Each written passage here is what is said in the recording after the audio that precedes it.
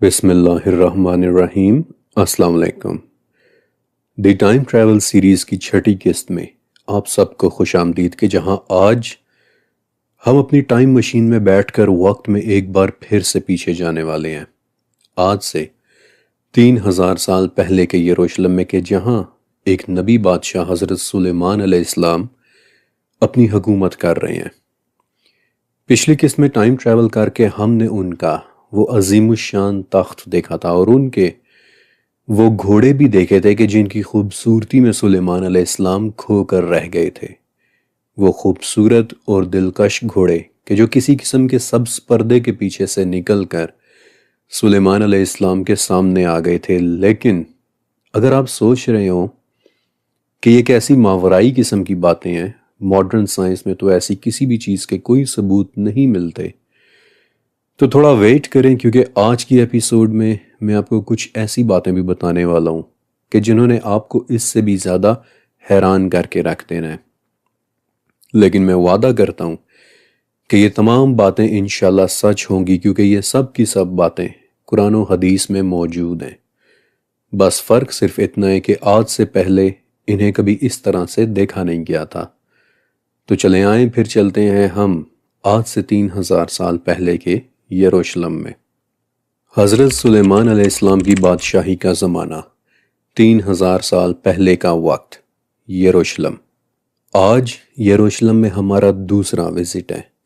کہ جہاں آج ہم حضرت سلیمان علیہ السلام کی بادشاہی کے 3 عجیب شاہکار دیکھنے والے ہیں، اور ان تینوں شاہکاروں کا ذکر قرآن پاک میں نام لے کر کیا گیا ہے۔ سورہ سبا کی آیت نمبر 12 اور نمبر 13 کہ ہم نے ہوا کو سلیمان کے لیے مسخر کر دیا، اور ان کی صبح کی منزل 1 مہینے کے فاصلے پر ہوتی تھی، اور پھر شام کی منزل بھی 1 ہی مہینے کے فاصلے پر، اور ہم نے ان کے لیے تانبے کا ایک چشمہ بہا دیا، اور ان کے رب کے حکم سے بعض جنات ان کی ماتحتی میں کام کیا کرتے تھے، اور ان میں سے جو بھی ہمارے حکم سے سرتابی کرے تو ہم اسے ایک بھڑکتی ہوئی آگ کے عذاب کا ذائقہ چکھائیں گے، اور جو کچھ سلیمان چاہتے جنات اسے تیار کر دیتے، مثلاً قلعے اور مجسمے اور تالابوں کے برابر کے بڑے بڑے پیالے اور چولہوں پر جمی ہوئی مضبوط دیگیں۔ تو اے آل داؤد، اس کے شکریہ میں نیک اعمال کرو، اور کم ہی میرے بندے ہیں کہ جو شکر گزار ہوتے ہیں۔ آپ نے ان آیات کو غور سے سنا؟ اگر ہاں تو آپ نے 3 انتہائی ایکسٹرا آرڈینری چیزیں نوٹس کی ہوں گی۔ پہلی چیز کہ ہوا پر کنٹرول۔ حضرت سلیمان علیہ السلام کو ہوا کے اوپر کنٹرول دے دیا گیا تھا، اور جب پچھلی قسط میں یروشلم میں ہمارا پہلا وزٹ ہوا تھا، تب ہم نے ہوا کے متعلق بہت ڈیٹیل کے ساتھ ڈسکس بھی کیا تھا کہ کیسے سلیمان علیہ السلام 1 مہینے کے ڈسٹنس پر صبح اور پھر 1 ہی مہینے کے ڈسٹنس پر شام کو سفر کیا کرتے تھے، اور کیسے ہوا ان کے تخت کو ایک اونچی جگہ کے اوپر سے لفٹ کر لیا کرتی تھی۔ اور آج کی اسپیشل ایپیسوڈ میں ہم ان باقی 2 ایکسٹرا آرڈینری چیزوں کے متعلق ڈسکس کریں گے کہ جو اس حیرت انگیز آیت کے اندر موجود ہیں، اور وہ ہے تانبے کے اوپر کنٹرول، کہ جہاں سلیمان علیہ السلام کے لیے تانبے کا ایک چشمہ بہا دیا گیا تھا، اور جنات کے اوپر کنٹرول، کہ کیسے جنات حضرت سلیمان علیہ السلام کے لیے کنسٹرکشنز کیا کرتے تھے، وہ قلعے کیسے تھے کہ جو جنات بناتے تھے، وہ دیگیں کیسی تھیں، وہ مجسمے اور تالاب کیسے تھے کہ جنہیں جنات نے ڈیزائن کیا تھا۔ اور پچھلی قسط میں نے آپ کو بتایا بھی تھا کہ یہ مجسمے والی بات بہت اہم ہے، میں اس پر دوبارہ واپس بھی آؤں گا، اور انشاءاللہ آج میں یہ مجسمے والی بات ضرور ڈسکس کروں گا۔ لیکن اگر ٹائم بچا تو آج کی قسط کے آخر میں آپ کو سلیمان علیہ السلام کے متعلق ایک اور بڑی ہی عجیب بات بھی بتاؤں گا کہ جو سورہ صاد میں بیان کی گئی ہے، کہ ہم نے آزمائش کے لیے ان کے تخت پر ایک جسم ڈال دیا۔ اور ٹرسٹ می کہ اس آیت کے حوالے سے جو کچھ بھی میں آپ کو بتانے والا ہوں وہ سن کر آپ حیران رہ جائیں گے۔ تو چلیں آئیں چلتے ہیں ہم حضرت سلیمان علیہ السلام کے قلعے میں، کہ جہاں ہم تانبے اور ہوا کے اوپر ان کے کنٹرول کو دیکھنے والے ہیں۔ آپ کو پتہ ہے کہ تفسیر قرطبی اور تفسیر مظہری ان دونوں میں حضرت وہب بن منبہ رحمۃ اللہ علیہ سے ہوا پر کنٹرول کے حوالے سے ایک بڑی عجیب انفارمیشن ملتی ہے۔ وہب ابن منبہ ایک تابعی تھے، یعنی کہ صحابہ کرام کے اسٹوڈنٹ، اور وہ کہتے ہیں کہ ہمارے زمانے میں دریائے دجلہ یعنی عراق میں کسی ساحلی علاقے سے ایک کتبہ ملا تھا کہ جس پر اشعار کی صورت میں ایک بات لکھی ہوئی تھی۔ اس پر لکھا تھا کہ صبح کے وقت ہم استخر سے چلے اور دن کے وقت ہم دجلہ پہنچے، لیکن سلیمان نے ہمیں حکم دیا ہے کہ دن ڈھلنے کے بعد یہاں سے نکلنا ہے، اور لگتا ہے کہ رات کے وقت ہم شام پہنچیں گے۔ وہب کہتے ہیں کہ ہمارا ایسا ماننا ہے کہ یہ اشعار سوائے حضرت سلیمان علیہ السلام کے کسی ساتھی کے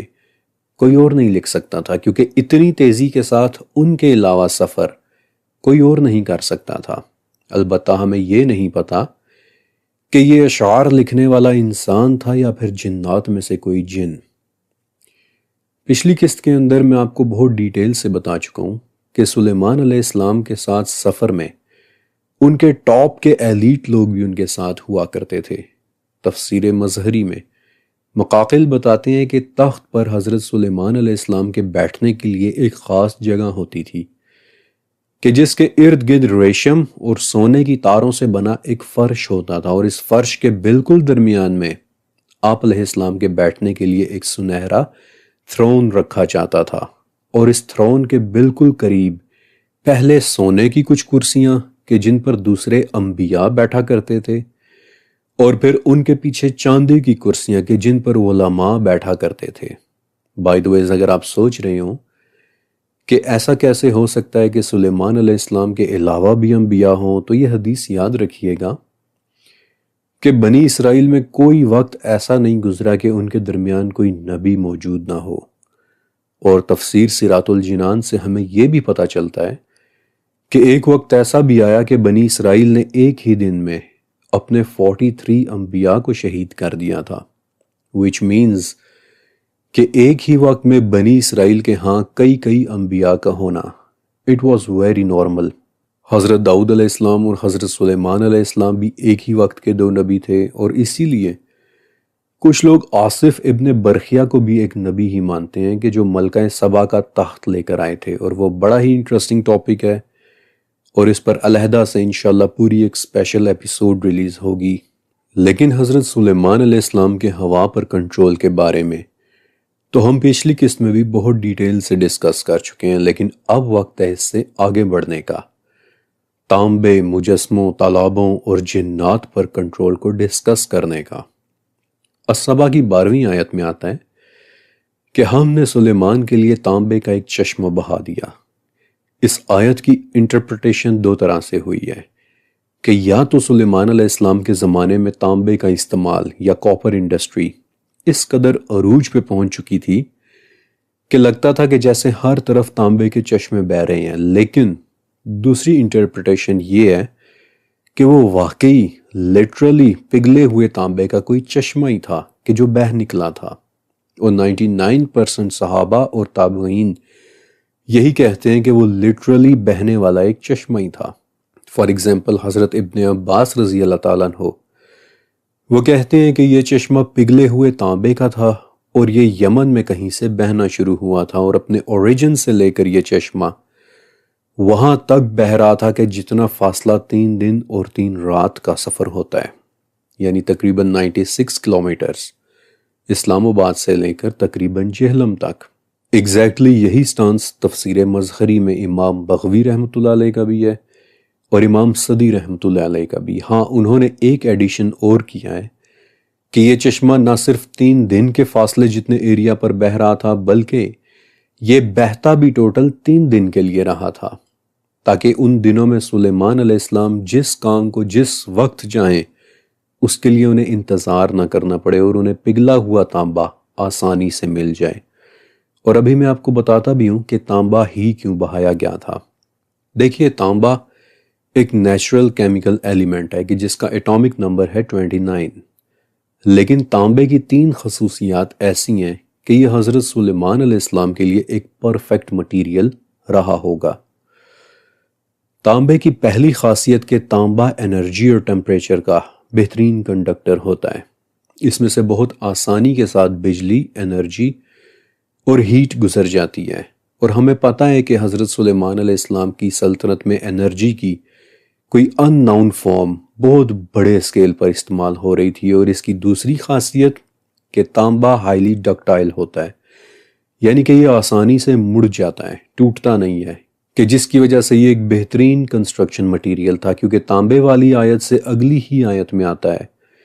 کہ جنات سلیمان کے لیے بنایا کرتے تھے محاریب یعنی قلعے، تماثیل یعنی مجسمے، وجفانی کل جواب یعنی تالابوں کے سائز کے بڑے بڑے پیالے، اور قدور الراسیات یعنی کہ چولہوں پر جمی ہوئی بڑی بڑی مضبوط دیگیں۔ اور تانبا ان سب کی تعمیرات کے لیے ایک بہترین مٹیریل رہا ہوگا۔ تانبے کی تیسری خصوصیت کہ یہ بائیو سٹیٹک ہوتا ہے، یعنی کہ اس پر بیکٹیریا اور دوسرے جاندار زندہ نہیں رہ سکتے، جس کی وجہ سے برتن اور دیگیں بنانے کے لیے تانبا ایک آئیڈیل مٹیریل ہے۔ یہی وہ وجہ ہے کہ کئی صدیوں سے انڈیا اور پاکستان میں تانبے کے برتنوں کو بہت پسند کیا جاتا رہا ہے، کیونکہ تانبے کے برتن باقی مٹیریلز کی نسبت زیادہ صاف رہتے ہیں۔ اور دوسری چیز کہ کسی زمانے میں کہ جب سمندروں میں لکڑی سے بنے بحری جہاز تیرا کرتے تھے تو ان کے پیندوں پر، ان کے فرنٹ سرفیس پر سمندری پانی کی وجہ سے بارنیکلز اور مولاسز کی ایک موٹی سی تہ جم جایا کرتی تھی کہ جو جہاز کو بہت جلدی خراب کر دیتی تھی۔ لیکن اگر وہ لوگ اپنے جہازوں کے فرنٹ پیندے پر تانبے کی ایک موٹی سی شیٹ چڑھا دیتے تو جہاز کی عمر کئی سال بڑھ جاتی اور وہ خراب نہ ہوتا تھا۔ اور سلیمان علیہ السلام کے زمانے میں جس طرح سے سمندری روٹس کے ذریعے ٹریڈنگ ہو رہی تھی، پوری دنیا سے ریسورسز کو اکٹھا کر کے یروشلم بھیجا جا رہا تھا، اور میں آپ کو اس سب کے ثبوت بھی مہیا کر چکا ہوں، تو یقیناً یروشلم کے پاس بحری جہازوں کی ایک بڑی ارماڈا ضرور موجود رہی ہوگی، اور یقیناً ان کے جہازوں کی پروٹیکشن کے لیے تانبا ایک پرفیکٹ مٹیریل ثابت ہوا ہوگا۔ And this is called deductive logic. دوسری چیز کہ تانبا ایک بہترین کنسٹرکشن مٹیریل بھی ہے، یہ واٹر ریزسٹنٹ ہوتا ہے، یعنی کہ تانبے کے اوپر پانی کا اتنی جلدی اثر نہیں ہوتا۔ اور حضرت سلیمان علیہ السلام کے لیے کیا بنایا جا رہا تھا؟ جفانی کل جواب اور قدور الراسیات، یعنی کہ تالابوں کے جتنے بڑے بڑے پیالے اور چولہوں پر جمی ہوئی بڑی بڑی دیگیں۔ اور یقیناً ان بڑے بڑے پیالوں کے لیے بھی تانبا ایک بہترین کنسٹرکشن مٹیریل تھا، کیونکہ واٹر ریزسٹنٹ ہونے کی وجہ سے تانبا ایک فیورٹ کنسٹرکشن مٹیریل ہے۔ سینکڑوں سال سے چھتیں اور ڈومز اور پانی کے پائپس اور پانی کے پرنالے تانبے سے ہی بنائے چلے جاتے آ رہے ہیں۔ اور اگر آپ ہیکل سلیمانی یعنی کہ دی ٹیمپل آف سولومن کا اوریجنل ڈیزائن دیکھیں، یعنی کہ وہ بلو پرنٹس کے جو اہل کتاب کے پاس صدیوں سے موجود ہیں، تو آپ دیکھیں گے کہ ہیکل کے صحن کے بالکل بیچوں بیچ پانی کا ایک بہت بڑا برتن رکھا ہوتا تھا کہ جسے وہ لوگ مولٹن سی کہتے ہیں، پگھلا ہوا سمندر۔ اور یہ بڑا سا برتن بنی اسرائیل کے 12 قبیلوں کی نسبت سے 12 بیلوں کی پشت کے اوپر رکھا ہوتا تھا، 12 بیلوں کے مجسموں کی پشت کے اوپر۔ اور اس بڑے سے برتن میں ہیکل میں رہنے والے علماء وضو کیا کرتے تھے۔ اب اہل کتاب کے بلیو پرنٹس کے مطابق مولٹن سی والا برتن صرف ایک تھا، لیکن قرآن پاک کے مطابق یہ جفان کل جواب ایک سے زیادہ تھے، کیونکہ جواب جابیہ کا پلورل ہے، اور جابیہ ایک ایسی چیز، ایک ایسے ہوز یا ایک ایسے بڑے برتن کو کہتے ہیں کہ جو رننگ واٹر کو پاس کر رہا ہو، یعنی کہ ان میں پانی آ بھی رہا تھا اور ان میں سے پانی نکل بھی رہا تھا۔ اور یقیناً ان بڑے بڑے پیالوں کو بنانے کے لیے تانبا ایک آئیڈیل مٹیریل ہوتا ہوگا۔ اچھا، اب ایک ایڈیشنل انفارمیشن کہ یہ بڑے بڑے برتن ہر وقت پانی سے بھرے رہا کرتے تھے، اور یہ اتنے بڑے ہوتے تھے کہ ان کے اوپر سے ان میں پانی ڈالنا ممکن نہیں ہوتا تھا۔ اس لیے ایگزیکٹلی ان برتنوں کو بھرنے کا میکانزم کیا تھا یہ تو ابھی تک کلیئر نہیں ہو سکا، لیکن اس بارے میں میری ایک بڑی دلچسپ اور پرسنل تھیوری بھی ہے کہ جو ابھی میں آپ کے ساتھ شیئر بھی کروں گا۔ چوتھی چیز یہ کہ تانبا بیسیکلی ایک نیٹو میٹل ہے، نیٹیو میٹلز یعنی کہ وہ دھاتیں، وہ میٹلز کہ جو زمین سے اپنی اوریجنل حالت میں نکلتے ہیں بغیر کسی ملاوٹ کے، اور اسی لیے تانبا وہ میٹل ہے کہ جس کا استعمال ایون کے لوہے سے بھی زیادہ پرانا ہے۔ تقریباً 10,000 سال سے انسان تانبے کو زمین سے اس کی اوریجنل سٹیٹ میں نکال کر استعمال کر رہا ہے، اور یہ زمین سے بالکل ایسے ہی نکلتا ہے کہ جیسا کہ ہمیں نظر آتا ہے، پنکش ریڈش اورنج کلر میں، بہت خوبصورت دھات۔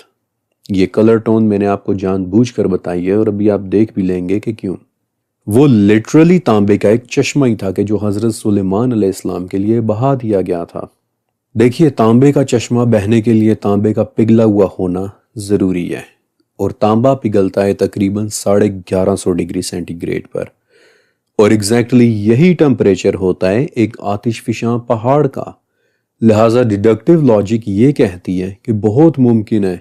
کہ یمن میں کسی ایکٹیو والکینو یعنی کہ کسی آتش فشاں پہاڑ سے اللہ تعالیٰ نے سلیمان علیہ السلام کے لیے تانبے کا ایک چشمہ نکال دیا ہو کہ جس میں سے تانبا آتش فشاں کی 1200 ڈگری ٹمپریچر کی ہیٹ کی وجہ سے پگھل کر نیچرلی باہر نکل کر بہنے لگ گیا ہو، اور پھر لگاتار 3 دن تک بہتا رہا ہو۔ اور اپنی اسی تھیوری، اپنی اسی انڈرسٹینڈنگ کو سپورٹ کرنے کے لیے میں نے عربین پیننسولا کی جیولوجی کو بھی بہت توجہ سے اسٹڈی کیا، اور دیکھا کہ عربین پیننسولا کے ویسٹرن ہاف یعنی کہ مغربی حصے میں ایٹ لیسٹ 12 بڑے بڑے آتش فشاں پہاڑ ہیں کہ جنہیں حرات کہتے ہیں، اور ان کے نیچے بڑی بڑی لاوا فیلڈز موجود ہیں کہ جو بہت آسانی سے تانبے جیسے ایک نیٹیو میٹل کو پگھلا کر اسے ایک چشمے کی صورت میں باہر نکال دیں۔ تب سے لے کر آج تک تانبا one of the most favourite construction material ہے، اور تب سے لے کر آج تک تانبے کا استعمال بھی بہت زیادہ ہوتا رہا ہے، ایون کہ بجلی کی تاریں بھی۔ آپ کو پتہ ہے کہ 60s اور 70s میں کنسٹرکشن انڈسٹری نے کوشش کی کہ کسی طرح سے کاپر وائرز یعنی کہ تانبے سے بنی بجلی کی تاروں کو چھوڑ کر ایلومینیم وائرز پر سوئچ کر لیا جائے، لیکن ایلومینیم وائرز کی وجہ سے ہر دوسرے گھر میں آگ لگنا شروع ہو گئی، کہ جس سے انڈسٹری ایک بار پھر سے کاپر وائرز کے اوپر واپس آ گئی۔ بائی دی ویز محاریب کے متعلق تو میں آپ کو بتانا ہی بھول گیا، یہ لفظ اس آیت کے شروع میں ہی آتا ہے، یعملون لہ ما یشاء من محارب، یعنی جنات سلیمان کے لیے بناتے جیسا کہ وہ چاہتے تھے، مثلاً قلعے۔ اب ایک چھوٹا سا مسئلہ یہ ہے کہ یہاں پر پھر عربک ٹو اردو ٹرانسلیشن والا ایشو آ رہا ہے۔ محاریب کا اردو میں عموماً ترجمہ قلعے کیا گیا ہے، یعنی کہ فورٹس، جو بہت اچھا ترجمہ ہے، لیکن محارب انفیکٹ محراب کی پلورل ہے، اور ہمارے ہاں یعنی کہ پاکستان اور انڈیا میں محراب مسجد کی اس جگہ کو کہتے ہیں کہ جہاں امام صاحب کھڑے ہوتے ہیں، لیکن یہ والی محراب تو نبی کریم حضرت محمد صلی اللہ علیہ وآلہ وسلم کے بھی تقریباً 100 سال بعد بننا شروع ہوئی تھی، کیونکہ اس کے 2 ریزنز تھے۔ ایک تو یہ کہ جب خلیفہ مسجد میں آ کر امامت کروایا کرتے تو اکثر ان پر اساسینیشن اٹیمپٹس ہو جایا کرتی تھیں، یعنی کہ قاتلانہ حملے،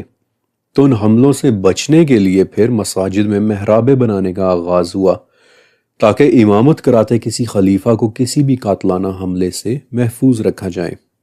اور دوسرا یہ کہ اس طرح سے ایک صف اور بننے کی گنجائش بھی نکل آیا کرتی تھی۔ لہٰذا یہ محارب ہماری والی محراب نہیں ہے، بلکہ میں نے اس لفظ پر کافی محنت کی اور اس نتیجے پر پہنچا کہ محاریب کی قریب ترین ٹرانسلیشن فرینچ زبان کا ایک لفظ شتو ہوگی، یعنی کہ ایک ایسی بڑی عظیم اور خوبصورت عمارت کہ جس میں رہا بھی جا سکے، جس میں عبادت بھی ہو سکے، اور جس میں رہنے والا شخص ایک بہت اونچے سٹیٹس کا مالک بھی ہو، شتو۔ اور اسی لیے تفسیر معالم العرفان میں آتا ہے کہ یہ محارب محلات سے کم درجے کے عظیم الشان مکانات ہوتے تھے، ایگزیکٹلی ویسے ہی جیسے فرینچ زبان میں شتوز ہوتے ہیں۔ اور اگر آپ فرانس میں بھی بنے ہوئے پرانے شتوز کو دیکھیں تو ان کی چھتیں آپ کو تانبے سے ہی بنی ہوئی نظر آئیں گی، اور اسی لیے ان شتوز کی اکثر چھتیں آپ کو سبز ہوتی دکھائی دیں گی کیونکہ وہ تانبے کی بنی ہوئی ہوتی ہیں، اور تانبا پانی کے ساتھ نہیں لیکن آکسیجن کے ساتھ ضرور ری ایکٹ کرتا ہے۔ اور میں دوبارہ اس ڈیٹیل میں نہیں جا رہا کہ یہ کیسے ریئیکٹ کرتا ہے، کیونکہ وہ سب میں یاجوج و ماجوج اور ذوالقرنین سیریز میں بتا چکا ہوں۔ کیونکہ ذوالقرنین نے بھی جب یاجوج و ماجوج والی دیوار بنائی تھی تو اس پر انہوں نے پگھلا ہوا تانبا ہی ڈالا تھا۔ لہٰذا آگے بڑھتے ہیں، کیونکہ اب باری ہے قدور الراسیات کو ایکسپلین کرنے کی، یعنی کہ وہ بڑی بڑی دیگیں کہ جو بڑے بڑے چولہوں پر پڑی ہوتی تھیں۔ اب یہ دیگیں بھی تانبے ہی کی ڈیزائن ہوئی ہوتی ہوں گی، اور اس کی وجہ بھی میں نے آپ کو بتائی تھی کہ تانبا بائیوسٹیٹک ہوتا ہے، اس کے بہت اچھے برتن بنتے ہیں، لیکن اس دیگ کا سائز بہت بڑا ہوتا تھا۔ تفسیر ابن کثیر میں آتا ہے کہ یہ فکسڈ دیگیں ہوتی تھیں، اپنے وزن کے باعث یہاں سے وہاں ہلتی نہیں تھیں، بلکہ جس جگہ یہ کھڑی ہوتی تھیں وہیں پر ان کے اندر کھانا تیار کیا جاتا تھا۔ اور سلیمان علیہ السلام کے ساتھ کانوائے میں جانے والے انسانوں اور جنات کی تعداد کے جو سلیمان علیہ السلام کے تخت کے پیچھے 480 کلومیٹرز پر پھیلے ہوئے ہوتے تھے، اتنی بڑی تعداد کو دیکھتے ہوئے اتنی بڑی بڑی دیگوں میں کھانا پکنا کوئی عجیب بات نہیں لگتی۔ لیکن اب میں آپ کو ایک بڑی زبردست چیز دکھاتا ہوں۔ 23 اکتوبر سن 1567 کا سال، چتوڑ کا قلعہ، راجستھان، انڈیا۔ مغل بادشاہ شہنشاہ اکبر نے میواڑ کی سلطنت فتح کرنے کے لیے چتوڑ کے قلعے کا محاصرہ کیا تھا، لیکن اس قلعے کو اتنی آسانی سے فتح کر لینا شہنشاہ اکبر کے لیے بھی آسان نہیں تھا۔ راجپوت بادشاہ جے مال راٹھور اپنی پوری فیملی اور سلطنت کے اہم ترین لوگوں کے ساتھ قلعے کے اندر تھا۔ وہ لوگ باہر نہیں آ رہے تھے اور اکبر اندر نہیں جا پا رہا تھا، لہٰذا 5000 سپاہی، انجینئرز اور میسنز لگا کر اکبر نے انہیں ایک ٹاسک دیا کہ کسی طرح سے چتوڑ کے قلعے کے نیچے سرنگیں کھود لو۔ لیکن 4 مہینے گزر گئے مگر وہ لوگ سٹل قلعہ فتح کرنے سے بہت دور تھے، اور تب اکبر نے ایک منت مانی کہ اگر میں یہ قلعہ جیت گیا تو راجستھان کے شہر اجمیر میں واقع معین الدین چشتی کے مزار پر پیدل جا کر وہاں 100 من کی ایک دیگ نذرانے میں چڑھاؤں گا کہ جہاں سے غریب لوگ کھانا کھایا کریں گے۔ اور 4 مہینے بعد بالآخر جے مال راٹھور نے قلعہ سرنڈر کر دیا، اور تب سن 1567 کے رمضان میں شہنشاہ اکبر پیدل چل کر اجمیر آیا، اور تب اس نے وہاں ایک بہت بڑی دیگ نذرانے میں دی کہ جس میں تب سے لے کر آج تک ہر روز 4800 کلو یا پھر 120 من چاول پکتے چلے آ رہے ہیں، اور کہ جو اتنی بڑی دیگ ہے کہ اس میں سے چاول نکالنے کے لیے بھی انفیکٹ سیڑھی لگا کر اس کے اندر اترنا پڑتا ہے۔ اس وقت اجمیر کی یہ دیگ دنیا کی سب سے بڑی دیگ ہے، اور اس کا کھانا پکانا بھی ہر کسی کے بس کا روگ نہیں ہے، بلکہ 15ویں صدی میں اکبر نے جس باورچی کو یہ دیگ پکانے کی ذمہ داری سونپی تھی، آج بھی ایگزیکٹ اسی باورچی کا خاندان اس دیگ میں کھانا پکاتا چلا آ رہا ہے۔ 450 سال سے ہر روز بلا ناغہ 100 من کی اس دیگ میں ہر روز کھانا پکتا ہے، اور اس وقت میرے پاس یہ دیگ واحد مثال ہے ان قدور الراسیات کی، ان عظیم الشان دیگوں کی کہ جو سلیمان علیہ السلام کے قلعے میں پکا کرتی تھی۔ بڑے بڑے چولہوں پر جمی ہوئی بڑی بڑی دیگیں، القدور الراسیات۔ اور اب میں آپ کو بتاؤں گا اس چوتھی چیز کے متعلق کہ جس کا میں نے پچھلی قسط میں بھی کہا تھا کہ وہ سن کر آپ کو مزہ آ جانا ہے۔ السبا کی 13ویں آیت، یعملون لہ ما یشاء من محاریب و تماثیل، کہ سلیمان کے لیے جنات جو سلیمان چاہتے وہ بنا دیا کرتے تھے، مثلاً محاریب اور تماثیل۔ محاریب کو تو میں نے ایکسپلین کر دیا، لیکن اس لفظ تماثیل کی بہت ساری ڈیفینیشنز ہوئی ہیں، اور کچھ لوگ کہتے ہیں کہ وہ تماثیل دراصل تانبے کی بنی ہوئی بڑی بڑی تصویریں ہوتی تھیں۔ لیکن میرا آپ سے ایک سوال ہے کہ ذرا امیجن کریں، تانبے کی تصاویر سن کر آپ کے ذہن میں کیا امیج بنتی ہے؟ یقیناً کوئی خاص نہیں، رائٹ؟ میری امیجنیشن میں بھی تانبے کی تصاویر کا کانسیپٹ کچھ خاص کلیئر نہیں ہو رہا تھا، لہٰذا تماثیل کے حوالے سے میں نے بہت زیادہ ایگریسو ریسرچ ورک کیا، اور انفیکٹ پوری دنیا کے لٹریچرز میں اس حوالے سے کوئی لیڈ ڈھونڈی، اور اس محنت نے مجھے بالکل بھی ڈس اپوائنٹ نہیں کیا۔ 8ویں صدی میں ایک بہت بڑے اسلامک اسکالر گزرے ہیں کہ جنہوں نے حدیث، انساب، کنیت اور اسماء الرجال پر بہت زیادہ کام کیا ہے، ریلنٹلیسلی۔ انفیکٹ اس قدر کام کہ آخری عمر میں ان کی آنکھوں کی روشنی بھی چلی گئی اور نظر چلی جانے کی وجہ سے ان کی بہت ساری تصانیف یا کتابیں چوری ہو گئیں اور صرف 2 کتابیں بچیں، شمائل ترمذی اور بخاری اور مسلم کے بعد حدیث کی ٹاپ کی کتاب جامع ترمذی۔ اور اب تک آپ نے اندازہ لگا لیا ہوگا کہ میں امام محمد ابن عیسیٰ الترمذی کی بات کر رہا ہوں،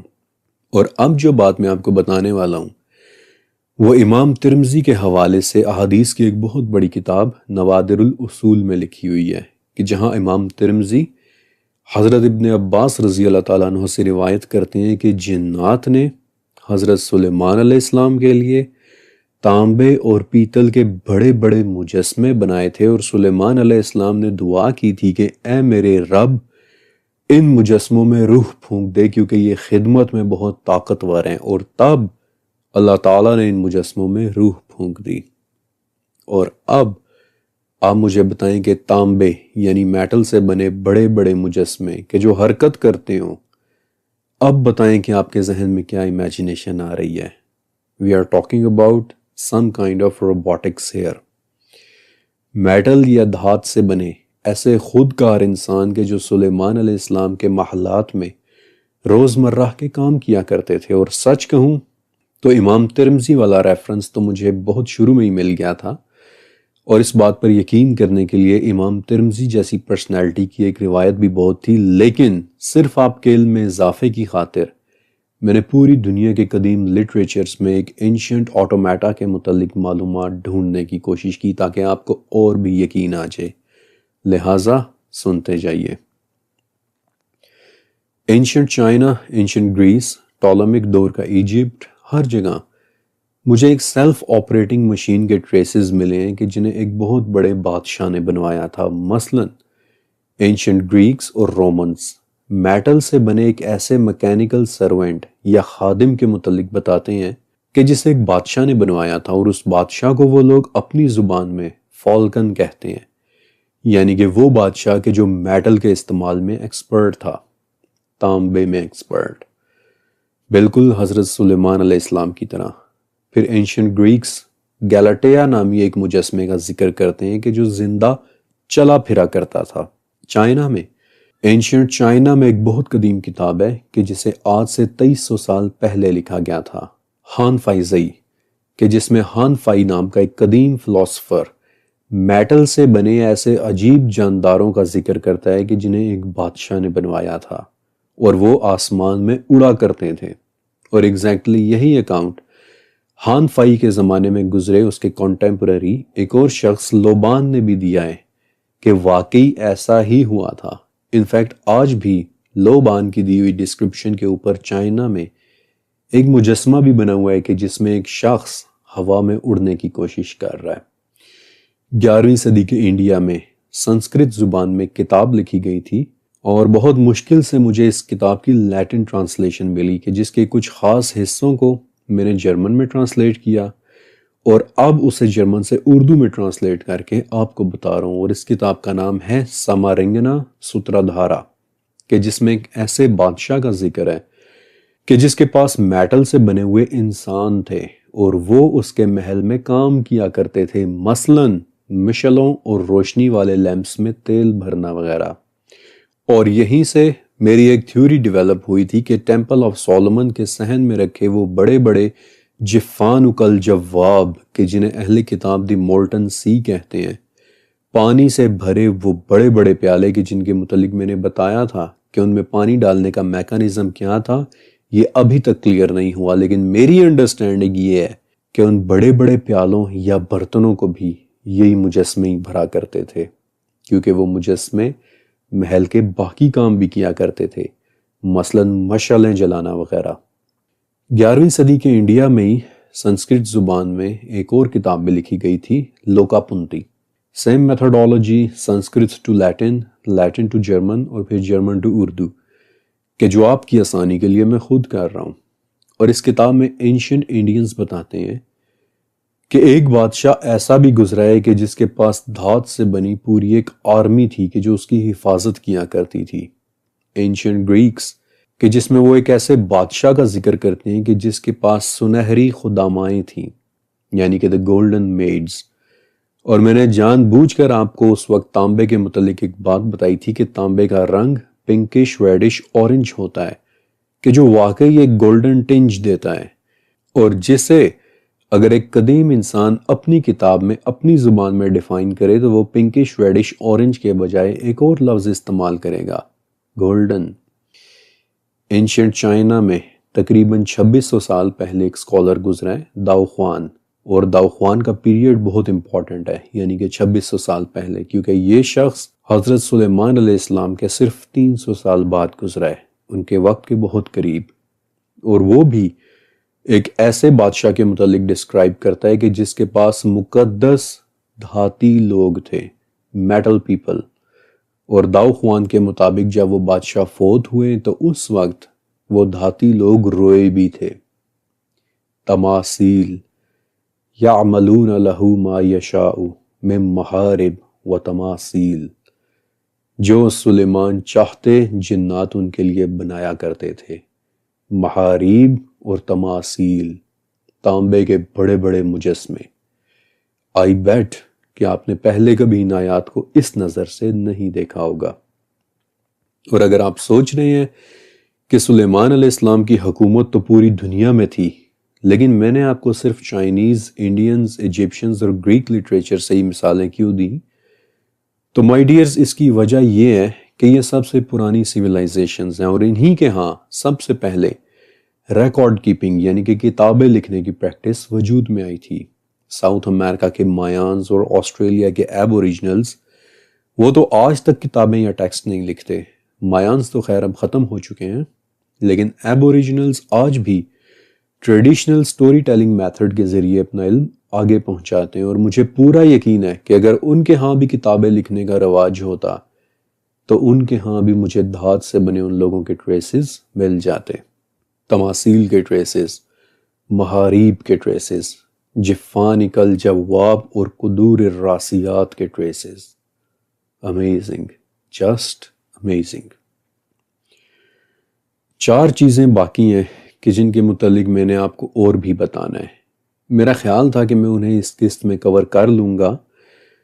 لیکن میں بھی اپنی لے میں بولتا چلا گیا اور مجھے بھی وقت کا اندازہ نہیں ہوا کہ آلموسٹ آدھا گھنٹہ ہو چکا ہے. اور وہ ٹاپکس اتنے دلچسپ ہیں، اتنے انٹرسٹنگ ہیں کہ انہیں بس جلدی جلدی بیان کر کے میں ان کے ساتھ زیادتی نہیں کرنا چاہتا،